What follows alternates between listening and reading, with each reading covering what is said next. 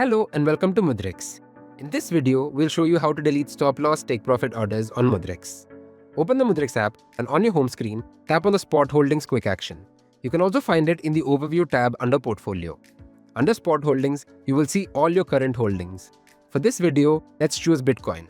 On the next screen, switch to View Holdings and scroll down to your Active Orders section, where you can choose to delete your stop-loss take-profit order. Alternatively, you can visit your profile section from your homepage and scroll down to the Manage Orders section and select Manage Active Orders. On the next screen, you can see all your active orders in one place. From here, you can choose the order you wish to delete and confirm the deletion. And that's it, your stop-loss order has been deleted. If you have any questions about spot trading on Mudrex, reach out to us at help@mudrex.com. Happy trading!